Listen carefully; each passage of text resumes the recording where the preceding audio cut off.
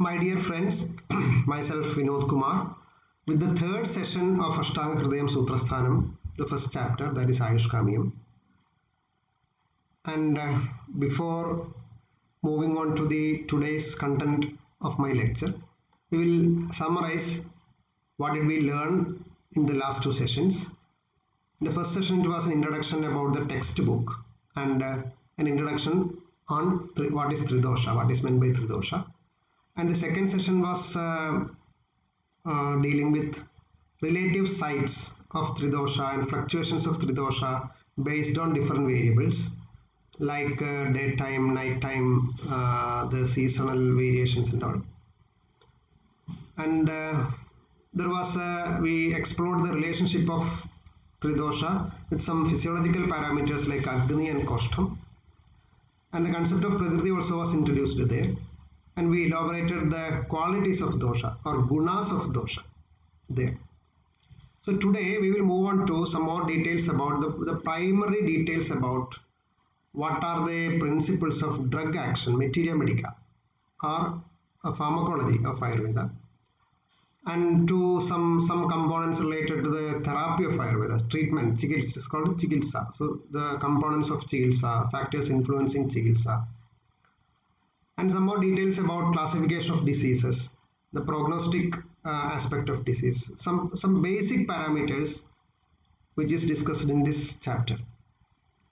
So we'll move on to the concept of body. Concept of body has been explained in different parlance in Ayurveda, starting from even from philosophy. So the philosophical dimension of Sharira was discussed elaborately in Charaka Samhita and all. But in Ashtanga Hridayam, such descriptions are comparatively lesser. Here, but we move on to the biological concept by explaining the biological makeup of human body. Basically, what are the components making up a human body is the description. The mention of such components are there in this chapter. And the functional components are called dosha. Functional means they are having more function than structure. That is called a functional component. We have already explained what is dosha and all. And the structural components means they have a structure and they contribute to the structure of human body with some functions. So structure is more important, and along with structure, all these structures will be having their own functions. So equally structural and functional you can call them. And even there are some waste materials which are excreted from human body, such as fecal matter, urine, sweat and all. But before their excretion, before their elimination, they exhibit some sort of functions in the body. But that is not that much important as dhatus, but they have some functions. So they also are considered to be the part of body before excretion. Okay, so dosha, dhatu and mala are the three basic components of human body. And the term dosha itself is confusing because doshas are three doshas, vata, pitta and kapha, are explained to be the most vital functional elements of human body, but they are termed as dosha. Dosha does not have a positive meaning. Dosha, usually you translate dosha as impurity. Or dosha, it's dusheti, means one which vitiates or one which spoils human body. What is the logic of such a term? Because dosha is considered to be very vital in maintaining human health or human body. But from this terminology itself, it indicates that there is any chance of doshas becoming impure, because doshas are that much dynamic in human body. So every moment there is a chance for them to become impure.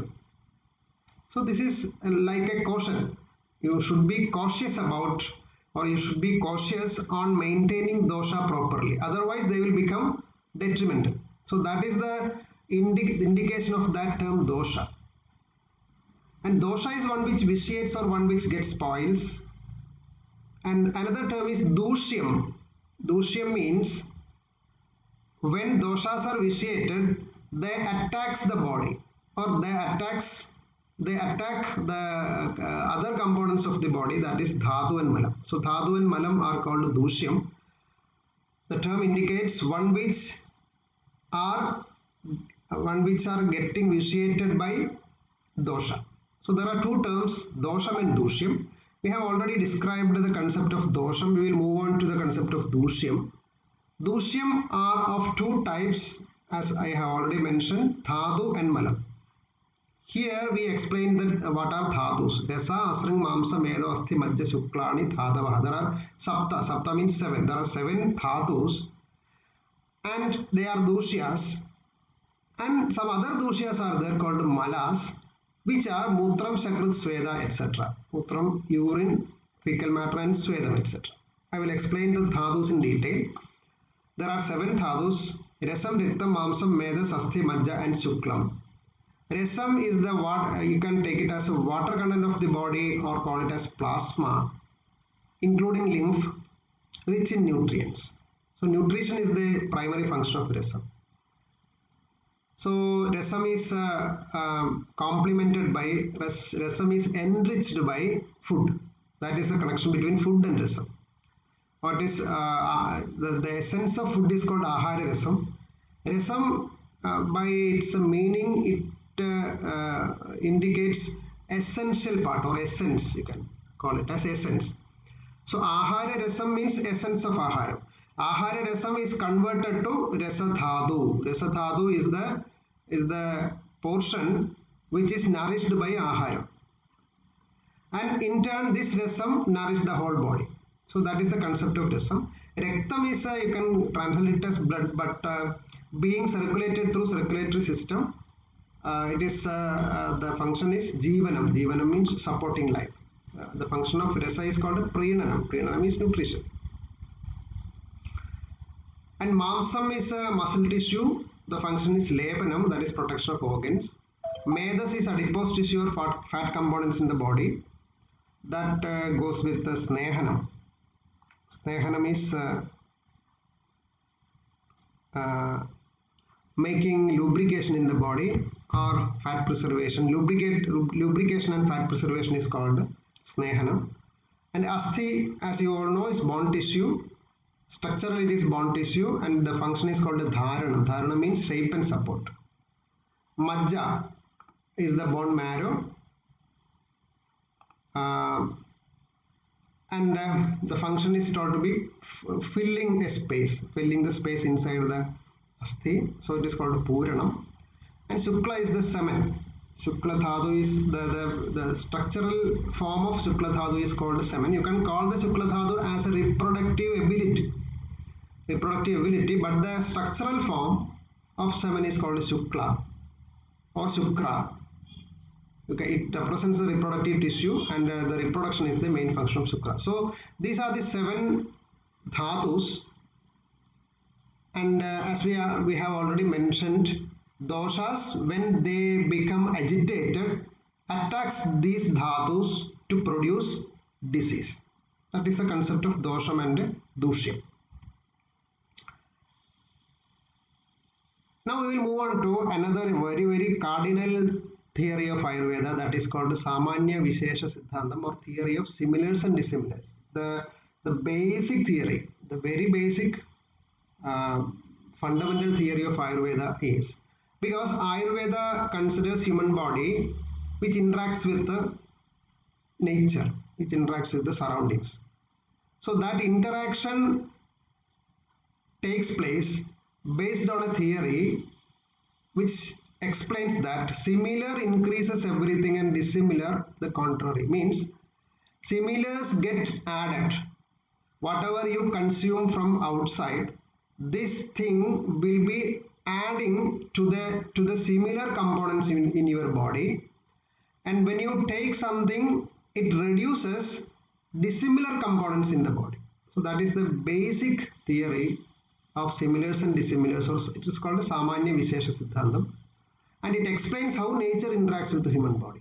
So when you take a drug, when you take food, and when your body interacts with environmental issues like seasons, climate, environment, etc., all these things will affect your body, abiding the rule of similars and dissimilars. What is there, they will increase the similar things in your body.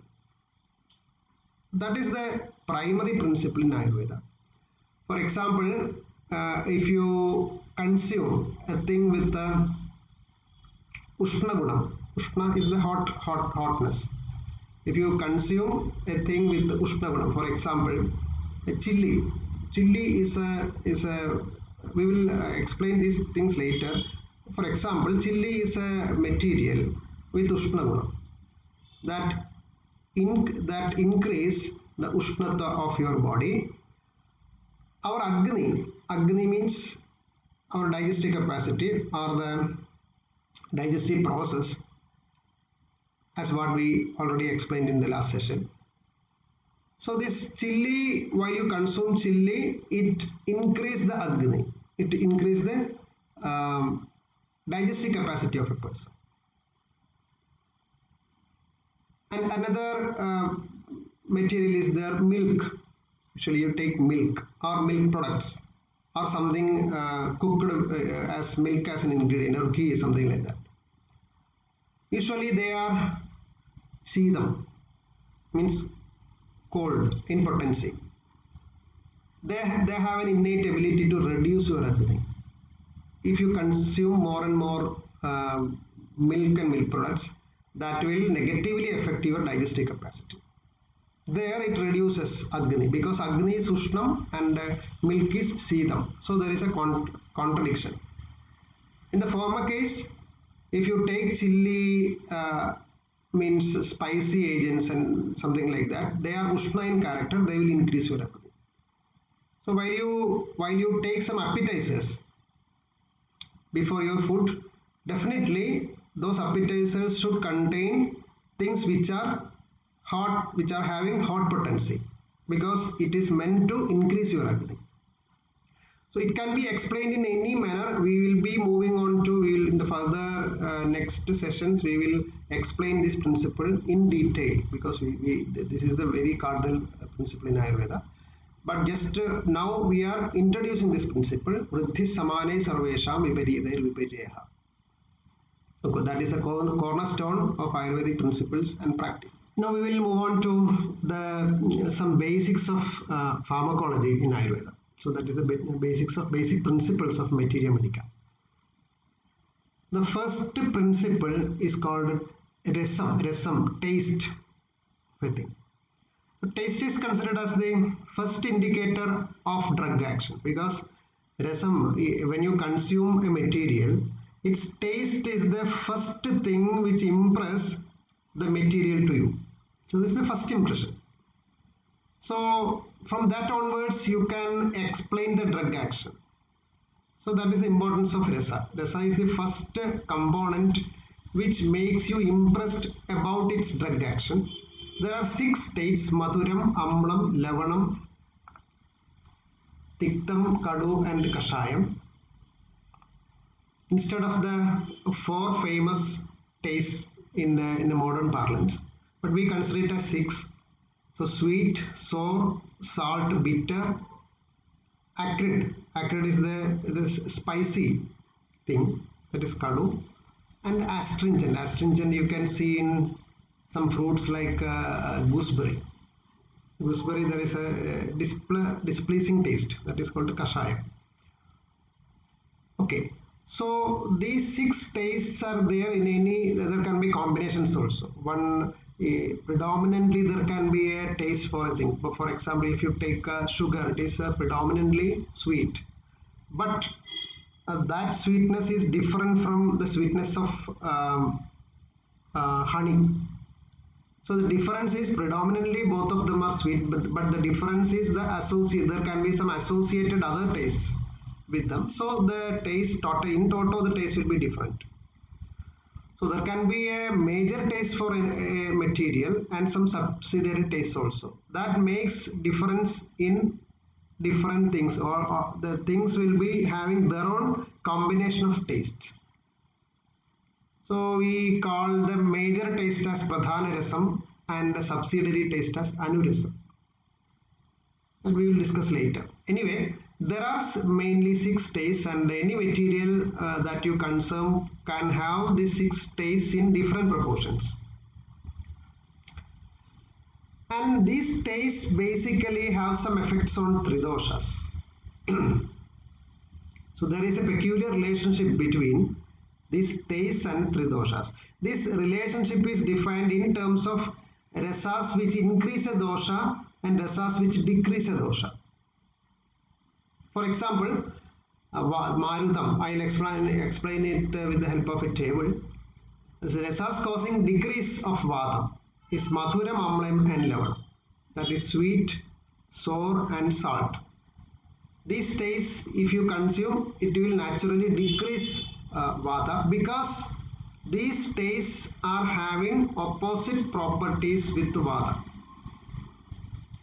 This will be dealt in detail in further sessions. How Mathura is opposite to Vata, how Amla is opposite to Vata, something like that. But here a statement is there. You learn the statement only, we will explain it later. In the same way, Pittam will be decreased when you consume Kashaya Tikta Madhura taste, and Tikta Kadu Kashaya are tastes which decrease Kapham. Okay. Then rasas causing increase, the same thing. Madhura, Amla, Lavana are the tastes decreasing Vadam. The other three will be increasing Vadam. Madhura, Amla, Lavana, Tikta, Kadu, Kashaya are the tastes. So first three tastes will be increasing Vadam, and the second set of three will be decreasing Vadam. While going to Kapham, the first three tastes will be increasing Kapham, and the second set of three will decrease Kapham. That means Vatam and Kapham are mutually contradictory. So that is the thing which we deduce from this description. Vadam, the taste which increase Vadam will decrease Kapham, and the taste will which decrease Vadam will increase Kapham. That means Vatam and Kapham are having some contradictory, chiefly they are contradictory to each other, with a few exceptions. So that is the dynamic between Vatam and Kapham. Another concept is three types of materials. There can be any material can have three types of effects in your body. One will be pacifier, it is called Shamanam, and some will aggravate, Kopanam, and some will maintain. This also will be abiding the rule of Samanyam and Vishesham. Samanya Vishesham, the Vritti Samanya Sarvesham, similars will be added. Adding means aggravating. Then reducing means pacifying. And some of the materials will be having both the capacity. Some things will be added, something will be reduced. So there will be maintainers. Usually the maintainers will be food materials will be maintainers, because they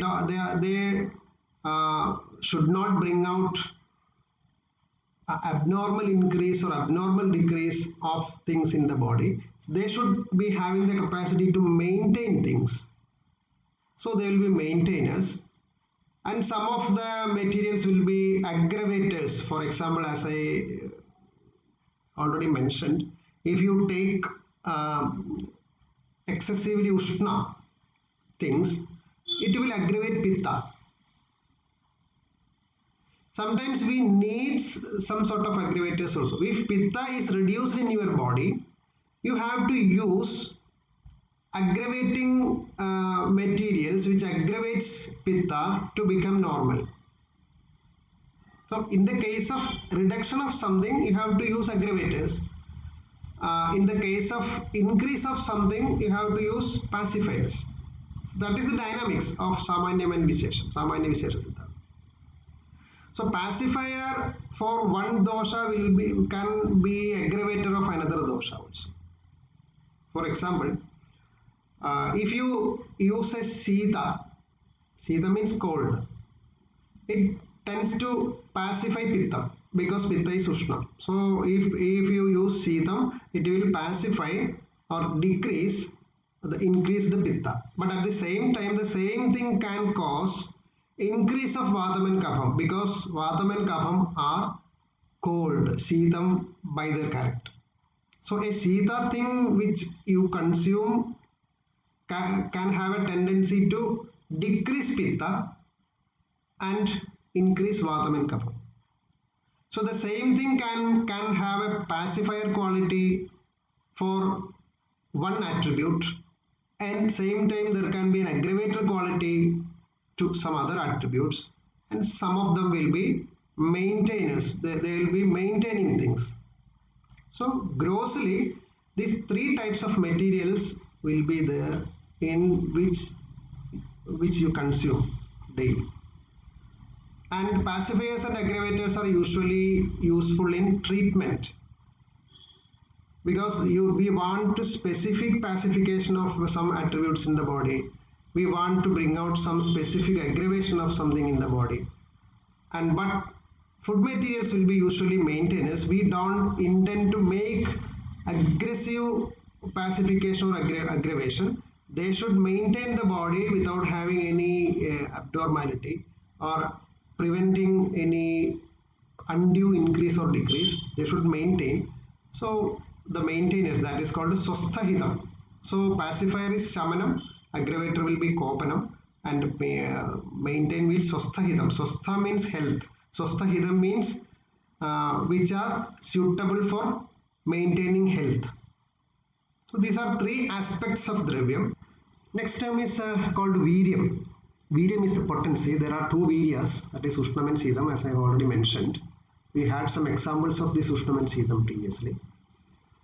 And this is a method, according to the potency, you can broadly classify the whole materials used in Ayurveda into two groups. One will be Ushnam and one will be Sidham.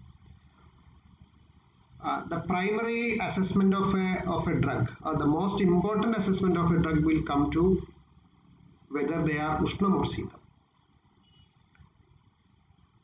And this classification or this dichotomy, Ushnam and Sidham, comes from the dichotomy which prevails in the nature. Nature itself will be Ushnam and Sidham. For example, the materials in the nature, the environment, the climatic changes, all the things will be predominantly, or even we represent Ushnam and Sidham as sun and moon in the nature. Sun is Ushnam and moon is Sidham. And even this taste, which are the rasas which are mentioned as 6, can be classified into Ushnam and Sidham. For example, Madhuram is Sidham, Amlam is Ushnam, Lavanam is Ushnam, Tiktam is Sidham, Kadu is Ushnam, and Kashayam will be Sidham. So 3 tastes will be Sidham, 3 tastes will be Ushnam. So this is the very primary classification of drugs available around us, even drugs and food. You should have some judicious combination of Ushnam and Sidham while consuming food. That is a primary indication. So you have to have a judicious or healthy combination of Ushnam and Sidham, or selection of materials should be based as a combination of Ushnam and Sidham among food materials. That we will discuss while discussing the topic of food materials. Anyway, the broadest classification of drugs can be based on Ushnam and Sidham, so they are called the Viryam or potency of drugs. And another concept is Vipakam. Vipakam is the effect of a material after digestion, or you can call it as an end effect. End effect means the final effect of a drug in the body or a material in the body is called Vipakam. It will be after the completion of digestion. It's not during the digestion. After the completion of digestion, how it affects the body is defined in terms of 3 Vipaka.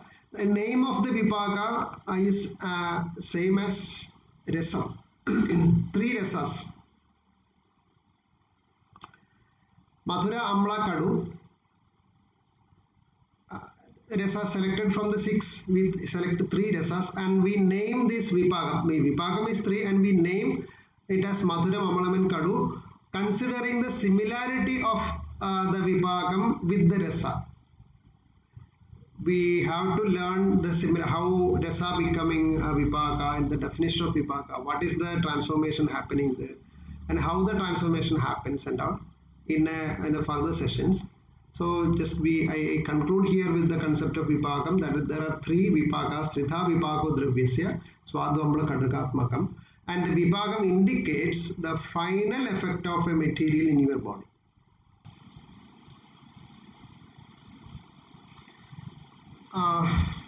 That's all regarding the principles of drug action. Now we are moving on to some basics of the pathology or disease causation, disease pathogenesis, and classification of diseases. There are some primary concerns regarding diseases. Basically, there are three etiological factors or causes of disease explained in Ayurveda. Any type of etiological factors will come under these three broad classifications of causes. Kala, Artha, Karma. Kala means the seasonal pattern or climate or environmental factors which influence health. Artha means our sense organs or sensual activities. You can take it as a sensual activity. And karma is the other activities with the help of body and mind and even speech. So there are three broad classification of causative factors related to seasonal or climatic changes, the use of your sense organs, that is artham, and use of your mind and body for some activities. So these three factors are having three variations: Heenam, Mithyam and Ati. Heenam is the under usage or reduced usage of things. Mithya means perverted usage, and Ati means excessive usage. I will explain it with the help of a table. So there is the first factor is season. That can be the climatic change, environmental change, or seasonal changes which affects human health. And prolonged season is called Atiyogam. Ati means increased. And mixed season is called a perverted exposure, is called Mithya Yogam. And lesser duration of the season is called Heenam. Heenam means reduced usage or reduced exposure. These three, excessive exposure, perverted exposure and under exposure, brings out diseases. And if they are optimum, or it is called Samyak Yogam. Samyak Yoga means optimum exposure to these three factors. They contribute to the maintenance of health. So the basic causative factors for disease and health are not two categories. The same categories which are abnormal in exposure lead to disease, and the same thing which you maintain will help to maintain your health. So disease and health are not the outcomes from different attributes. Different combinations of the same attributes will lead to some sort of combinations will lead to disease, and some other sort of combination or normal combination of the same factors will lead to health. So that is the basic concept in Ayurveda, that health and diseases are not contributed by different factors. Health and diseases are contributed the same factors at different combinations. For example, if you take food, normal quantity, normal quality of food will be leading to health, and the same food in abnormal quantity and abnormal combination will lead to disease. It's not two things causing disease and health, but the same thing in different fashions will contribute to health and disease. So that is the primary idea which is conveyed in this three categories mentioned for etiological factors. One I have explained, that is season. In the case of season and climate, even the climatic changes,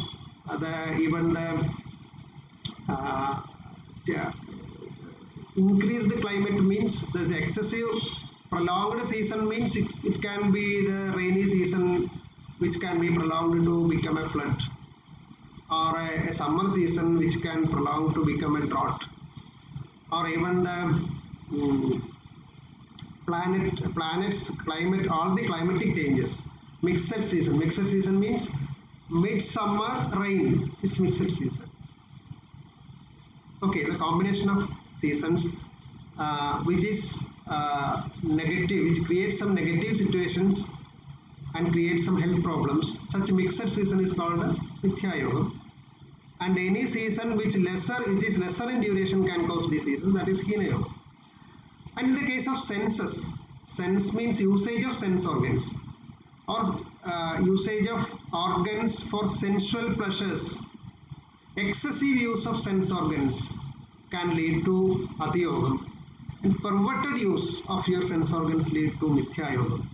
And reduced use of, under usage of such sense organs will lead to Hina Yoga. These three will cause disease, and healthy use of sense organs will lead to health. We will explain these 4 categories in detail in another session. And again, physical, mental and health activities, it is called karma. Over-exertion of karma or over-activity can lead to disease. Perverted activities and less activities, both three leads to cause disease. And an optimum activity, optimum exercise with the body, or optimum activity of the mind. Such optimum activities maintain health. Okay, so these are the 3. Any causative factors can be categorized. And next is a statement regarding the role of dosha in Rogam and Arogyam. Rogastu dosha vaishamyam, dosha samyam, arogata. Rogam is dosha vaishamyam. Vaishamyam is a state of disequilibrium. And dosha samyam. Samyam is a state of equilibrium. So doshas in equilibrium will maintain health, and doshas in disequilibrium will contribute to the manifestation of disease. This concept has already been described in the first session. And according to origin, there can be 2 types of diseases. One is Nija Rogam. Nija Rogam is endogenous disease, and Agandu Rogam means exogenous disease. Endogenous means the disease process starts from within the body. And for example, in the common diseases which we see, almost all of them are Nijam. Agandu are some causative factors, the disease which starts from outside the body, some traumatic situations, accidents, or in snake bites or something like that. So they are Agandu. Agandu means which comes from outside. So diseases are broadly classified into endogenous diseases Nija Rogam and exogenous diseases Agandu Rogam. And there are 2 primary sites of disease, one Shariram and Manas. Shariram and this is Manas, not mind, it's Manas. These are the 2 primary sites of disease. And there is another concept called, they can, even though they are independent, they can interact, they can have some interaction between them.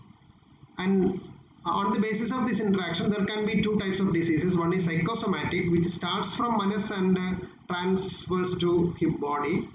And somatopsychic will be, the disease primarily starts in the body, and the effects will be transferred to mind. So such a classification also we can have based on the sites of disease. Tesham kaya mano bhedada. Kaya means body and manas means mind. Adhishtanam. Adhishtanam is the base. So till now we were discussing about body. Now we will move on to, because the reference of mind has already been made in the last slide. We will move on to some attributes of mind. There are basically 3 attributes to mind, that is Sattvam, Rajas and Tamas. Sattvam is almost the balanced state of mind, and Rajas is an aggressive state of mind, and Tamas is an inertia. Inertia means an inhibitory mechanism or inert state, inactive state you can call. So based on this Sattvam, Rajas and Tamas, there can be three types of personalities also. Sattvika personality means they will be living a balanced life. Means with their mind will be balanced. There is no that much aggravation. Almost they can control their mind according to situations and all. That is Sattvika personality. Rajasa personality will be more aggressive, or you can call them as a type A personality. And Tamasa means lazy type of personality, inactive type, or those who have inertia or inert. Okay. From these three factors, Sattvam, Rajasam and Tamas, Sattva is always healthy. But Rajas and Tamas will make some impurities in human mind. So they are called mental impurities or manodosha. Vadam, Pittam and Kapham are called Sharira dosha. They are physical doshas, but Rajas and Tamas are called manodosha. So Rajas Tamascha Manasau Docha dosha Udakrudo. Simply, Manas is having two impurities, that is Rajas and Tamas. That is something related to basic thing which is important in mental health and all.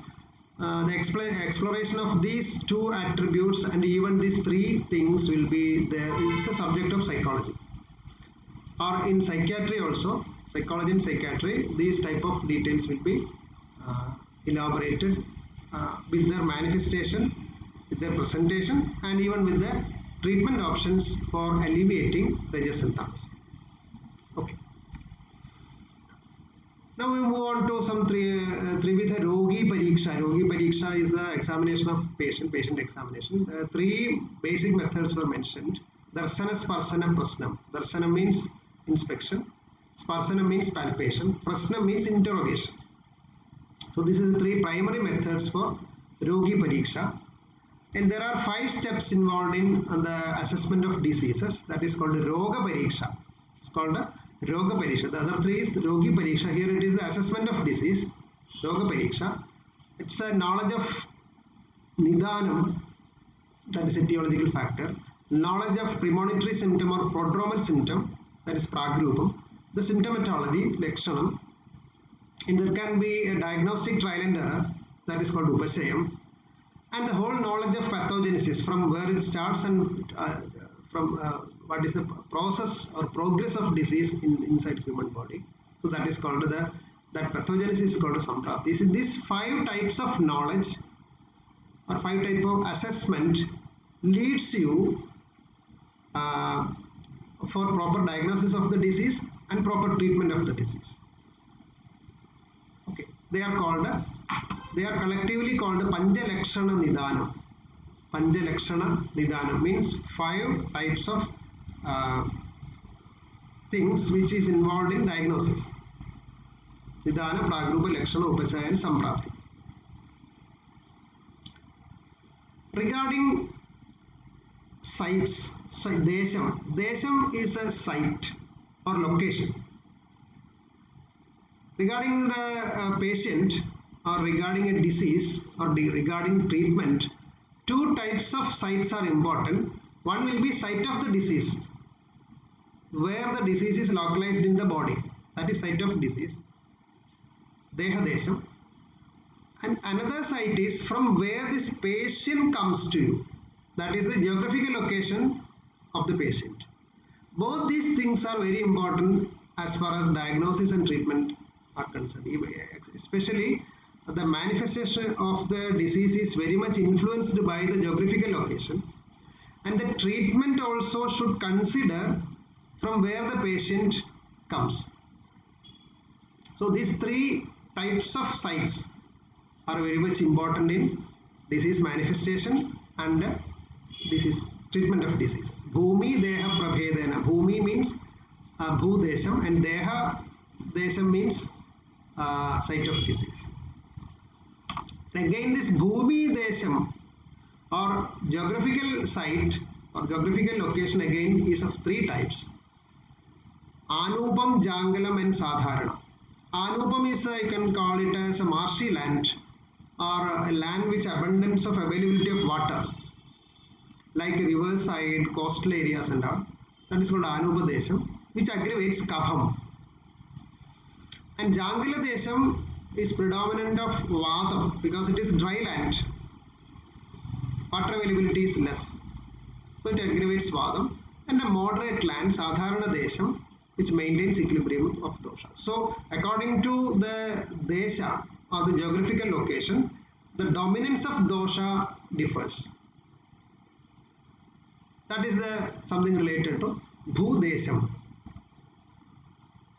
We will move on to some basics of therapy. As we have already mentioned with the importance of Desham, there is an importance to time also. Time is called Kalam.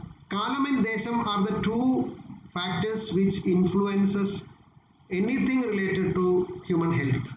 Time can be seasonal, seasons is a form of time. The measured time is called Kshanadikalam. Kshanadikalam means one you can measure with the help of some units, or 10 o'clock, 11 o'clock, or 2 seconds, minutes, hours, days, months and years, seasons. And that measured time is called Kshanadi. So if you tell a patient to come in the evening or take the medicine in the evening, that is a measured time. At 4 o'clock or 6, time of administration of drug is important. So all those things. So when your pain aggravates, he tells that at the night 2 o'clock the pain aggravates. So that is Kshanadikala. Measurable time.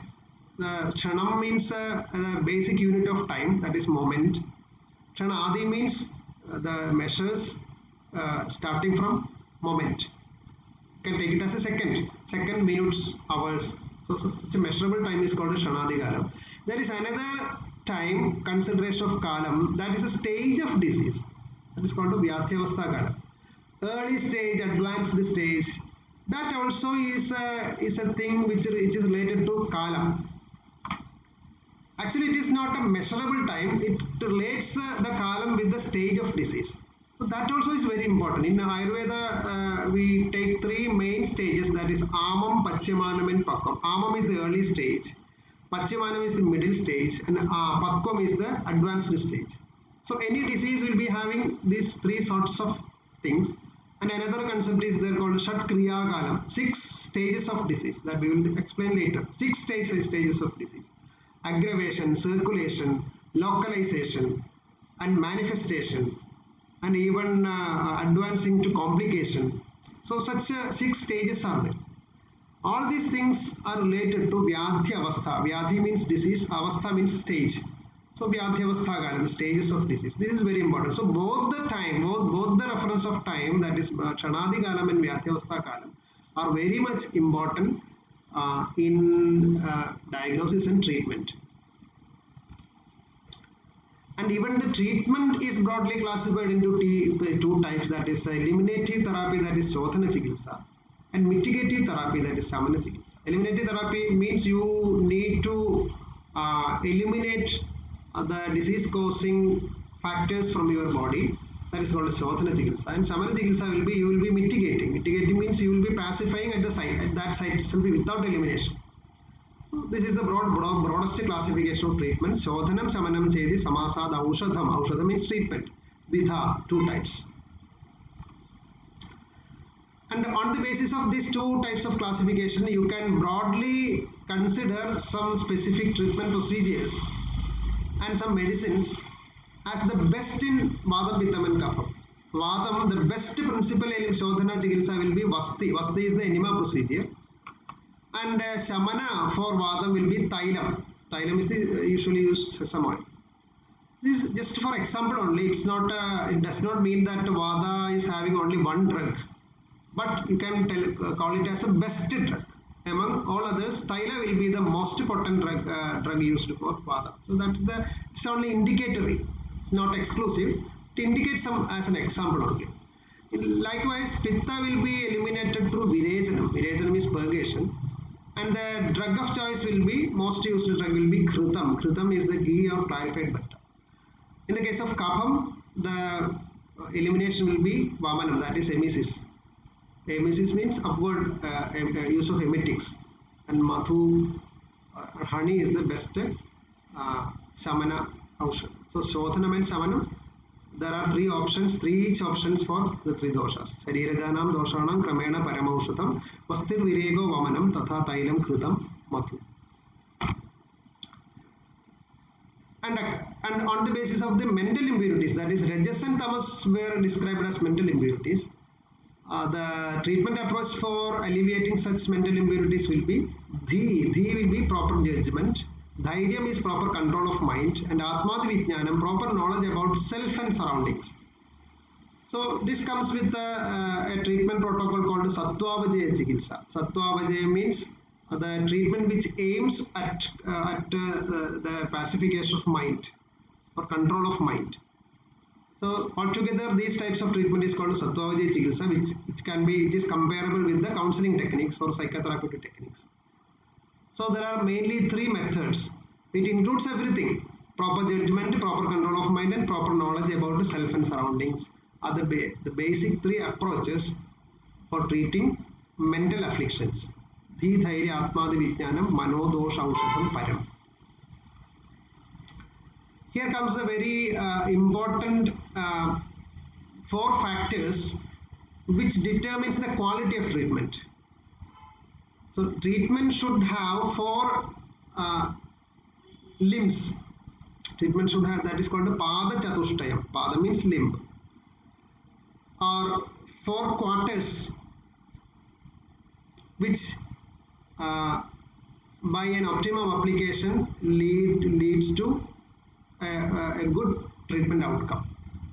Bhishak, that physician, is the first and foremost among the initiation of treatment. There should be adequate supply of drugs and materials, that is dravyam.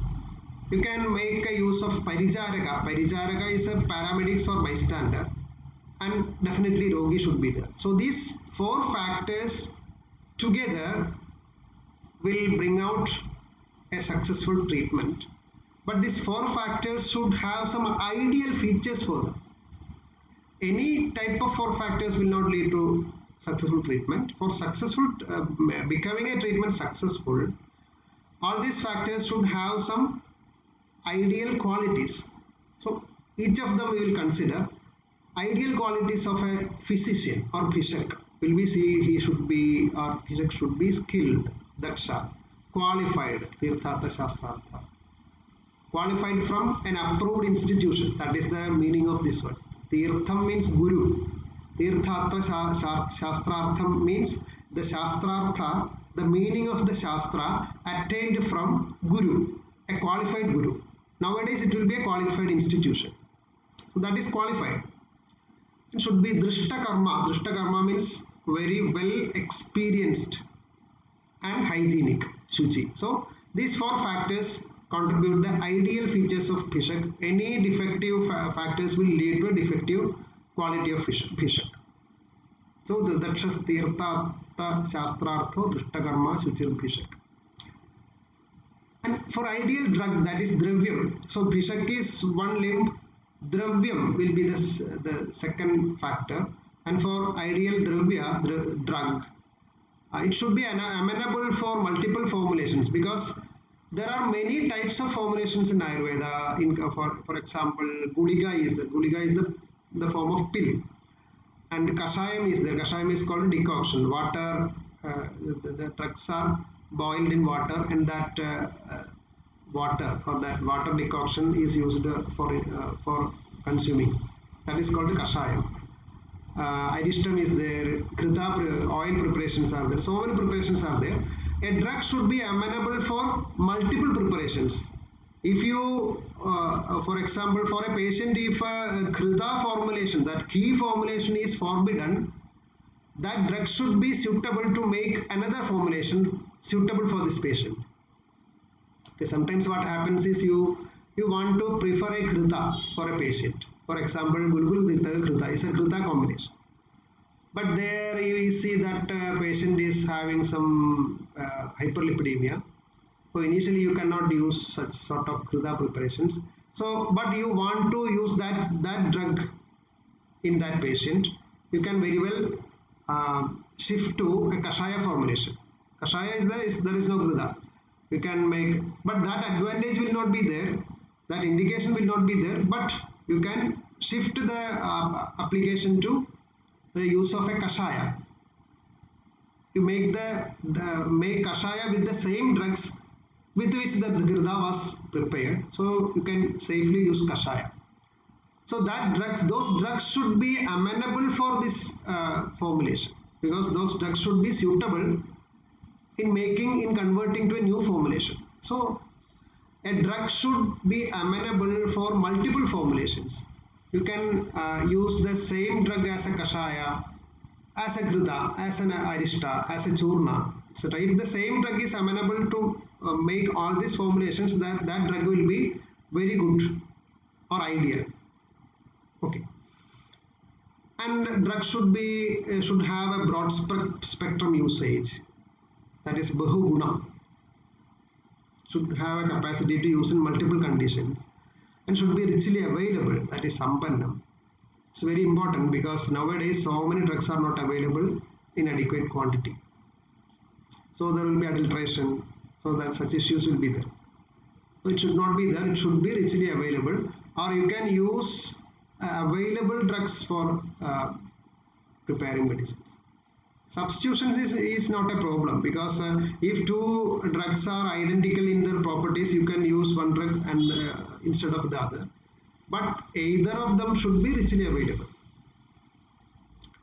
suitable for application also. So these are the four ideal qualities of a good drug or dravya. Bahukalpam, Bahugunam, Sampannam and Yogyam. What are the qualities of a bystander? Means it can be a bystander, it can be a paramedical staff, it can be a servant or something like that. They should be compassionate, they should be hygienic, they should be skillful, and they should be intelligent. No need to explain more. This is regarding the patient. Qualities of a patient. Patient should be rich enough to afford treatment. That is called artya, and they should be obedient to physician, and they should be communicative, that is jnapaka, and mentally strong. All these factors, if all these factors are there, such patients are ideal for receiving a treatment. Adhyorogi Pishakvasyo Jnapakaha Sattvavanapi. And we are moving on to the conclusion of the chapter. Two more points we have to discuss. One is the classification of diseases based on prognosis. Vyadhi or disease can be broadly classified into curable and incurable, that is sadhyam and asadhyam. Curables again of two types, sukha sadhyam. Sukha sadhyam means easily curable. Krichra sadhyam means curable with the effort. It is not that much easy, or you can call it as a bad prognosis. Bad means it is not a worst prognosis, comparatively difficult to treat. That is Kritra Sadhyam. Sukha Sadhyam is very easy.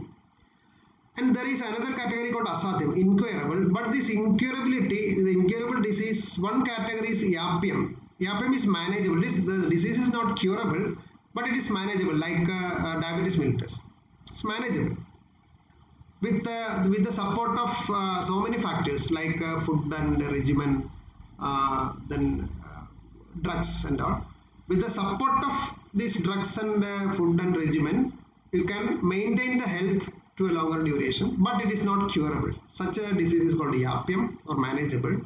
Anupakramam is the totally irremediable. It's almost a terminal stage of a disease.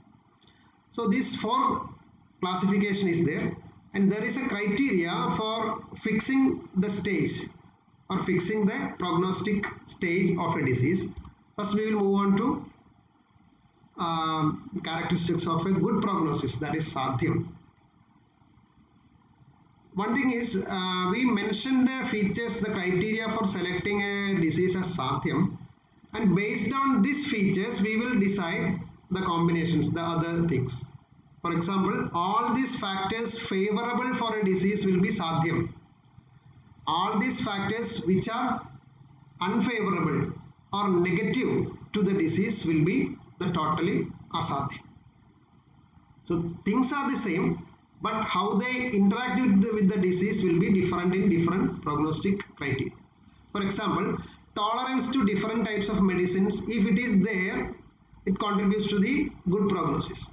So the patient should be tolerant to any type of medicines. For example, as I already mentioned, if a patient needs the medication in the form of a ghee preparation or ghrita preparation, and if he is having hyperlipidemia, the tolerance with that preparation is not there.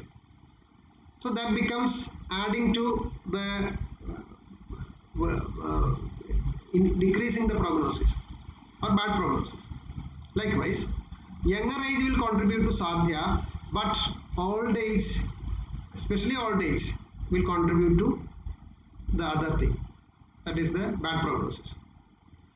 Likewise, younger age, male gender with the patient with the willpower, not affecting vital sites. Vital site is, in Ayurveda, vital site is called marma. Marma are the vital organs. For example, Hridayam is a marma, brain is a marma, and kidney is a marma, something like that. So the diseases not affecting vital organs will be comparatively sadhyam, but if it affects such organs, it goes on worsening the prognosis. Trivial causes, minimum causes. Causative, we will consider the causative factors. If it is minimum, that will contribute to sadhyata. Symptomatology means symptoms, complications, anything, any symptoms. If it is mild, sadhya. Favorable involvement of dushyam, desham, rudu and prakriti. There are so many other factors which influence the disease that we will discuss later. But such factors which are favorable to the disease, such a disease will be sadhya. For example, desham, we have considered 3 types of desham, and the Jangala desham causes increase of vadam, and if a patient comes from Jangala desham exhibiting a disease related to vadam, that disease will be difficult to treat. Okay, so that is the favorability. Favorability means if a person comes from Anupadesham is not a desham which contributes to Vadam. So if it's opposite to Vada. Anupadesham is opposite to Vada. So if a person comes from Anupadesham, exhibits a Vada disease, somehow he exhibited a Vada disease, that person will be comparatively having a better prognosis compared with the previous person. So that is the influence of desha over disease. So some favorable involvement of desham, ritu, seasons and dusha, prakriti, etc. For example, vada prakriti is there. We have mentioned the 3 types of prakriti, vadam, pittam and kapha. Vada prakriti, if that patient exhibits vada type of disease, that broadly diseases are vadam, pittam and kapham types of diseases are there. So if the same thing happens, that prakriti is vadam and disease also is vadam, then it is very difficult comparatively difficult to treat. Otherwise, it will be comparatively easy. So that combination makes a prognosis better or bad. And at the same time, ideal limbs of treatment. If the Chatuspada means the 4 limbs, as we have already mentioned, if all those 4 limbs are ideal, it contributes to a better prognosis. Ideal graha. Graha means at that time the astrological combination of graha. Graha means constellations, nakshatra and all.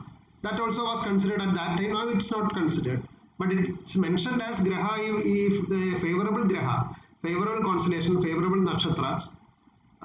That also contributes to the prognosis. And involvement of single path. There is a concept called a disease path, roga margam. Roga margam means through which path.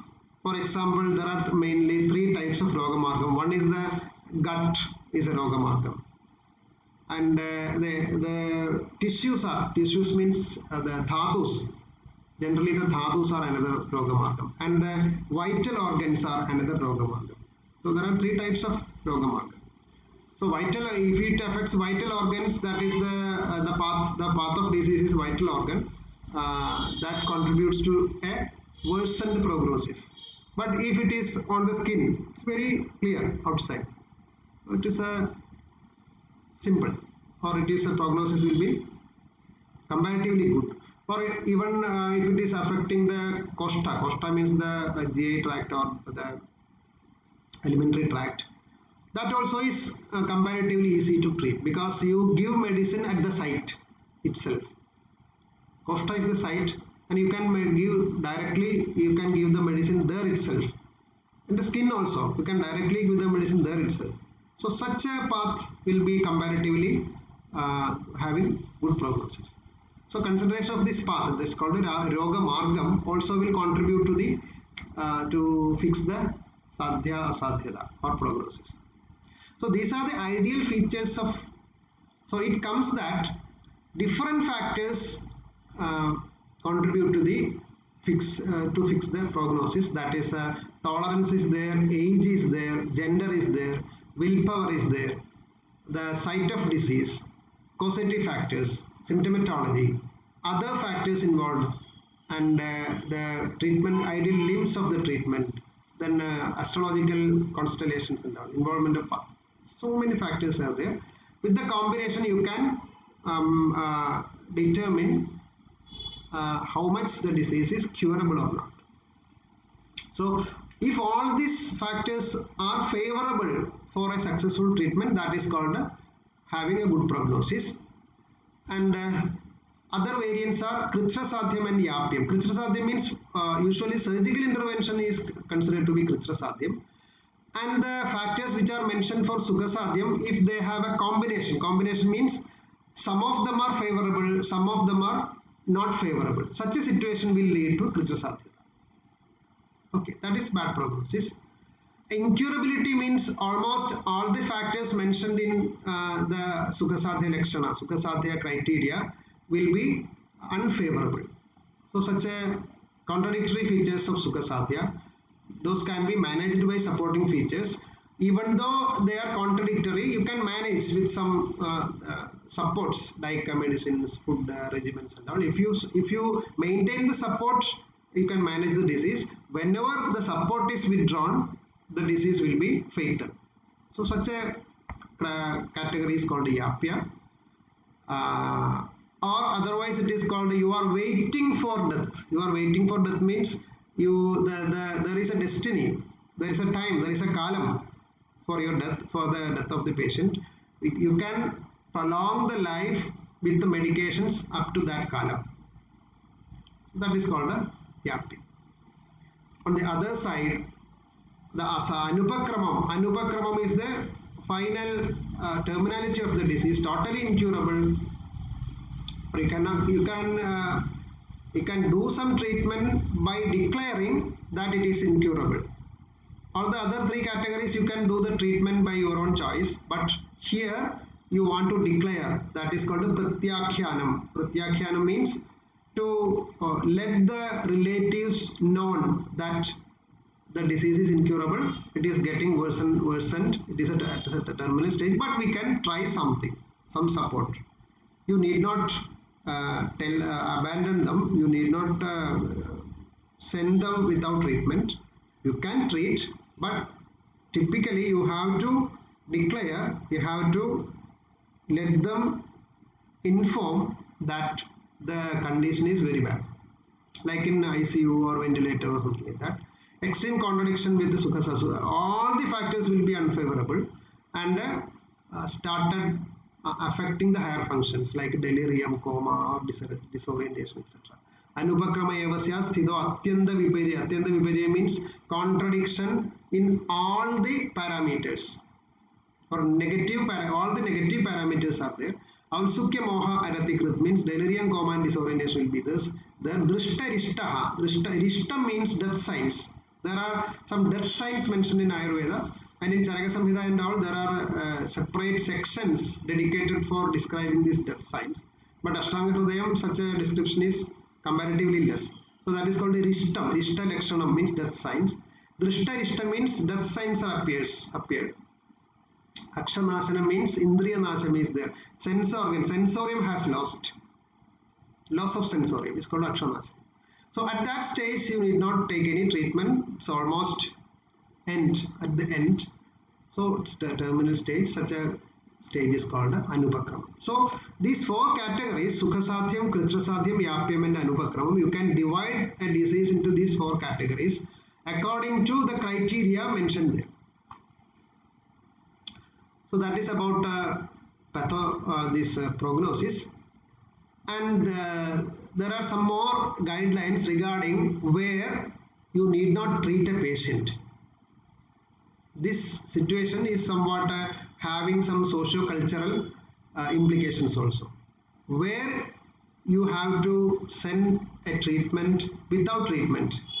You need not treat such a patients. Persons hated by rulers and physician himself. Some sort of hatred is there in between you and the patient. You need not treat, or it is better to refer them to some others. That is the one thing. Not having adequate prerequisites of treatment. They are not having any prerequisites for or materials. They cannot purchase materials. Now there is some ethical issues in this. At that time, requisites are very well available at that time. So that was now the condition is somewhat different. You have to consider that also. The mentions are there in 500 AD, these type of mentions, but you have to decide according to the situation prevailing at this time. Anyway, such references are there.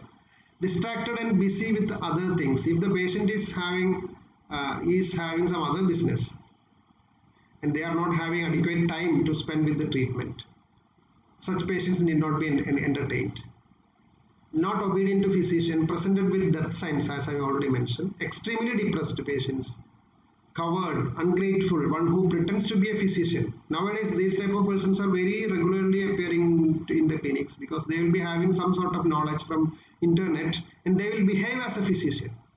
Such physicians need not be entertained. So these type of patients need not be entertained. It is not a mandatory thing, but according to the situation, you need not entertain them properly, or you can even send off them to some other options, or you need not entertain them. So such guidelines also are available. And at the end of this chapter, it is called Adhyaya Sangraham. Adhyaya Sangraham means actually this is the first chapter. So at the end of the chapter, Ashtanga Vagbhada describes, in Ashtanga Hridayam it is described what all details are dealt in the coming chapters, or what are the chapters means in the next onwards, what are the chapters there, which are the sections, which are the chapters, and the basic which are the basic content of chapters and all. Such a summary of the textbook is given at the end of this chapter. Almost in all the classical textbooks of Ayurveda, this description will be there at the end of the first chapter.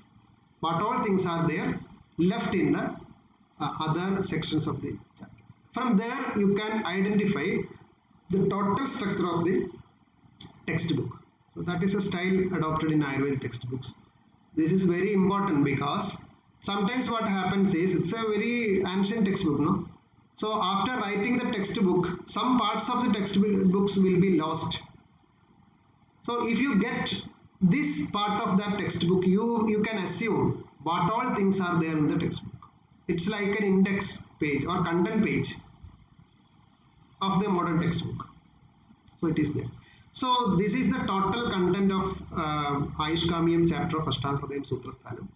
I conclude here. This chapter is concluded. From the next class onwards, I will not be going in this sort of explanation. I will concise the explanation into my own language. I will not be relying much on slokas and all. But this is very important chapters because almost all the outlines of things are discussed in this chapter. That was why I discussed this chapter in detail with the help of slokas. Next class onwards, we will move on to some specific areas already mentioned in this chapter. The elaboration of the things which we have already mentioned will be dealt in next class onwards. The second chapter, third chapter and all. Okay, with that I conclude the Ayushkameeya chapter. And one more thing I need to specify. One concept of guna is there. Actually, I omitted that concept here because that needs another whole lecture. Concept of guna. Concept of guna is the base of, for example, when you learn Tridosha, we learned the properties of Tridosha. Tatra ruksho, laku, shidam, khara, sukshma. This is the identifying properties of Vata or Tridosha. Those are called gunas. The same things are there, will be the same gunas will be there in dravya also. Dravya means the materials you consume as drug and medicine, or drug and food, the materials. So whichever guna is there in your body, the same gunas will be present in the materials you consume. So this is the common point. Guna is the common point which connects your body with the things you consume. It's not only the things, the environment, the seasons, the climate, even the psychological factors, everything, the same thing, the common base of your body with the materials you are exposed is based on the concept of guna. So I should explain that concept elaborately as a separate section. The next section will be on the concept of guna. On the third, next session onwards, we will move on to the further details of Suthrasthanam. So with that, I conclude this class. Thank you. For any doubts, you can just I will try to clarify if you have some doubts. If you raise it with me, in the first slide, my email ID is there. Either you can raise your queries through ID. It's better to interact with the email. It will be convenient for that. Anyway, thank you for patient listening. And we will meet in the next class on next Sunday. Thank you.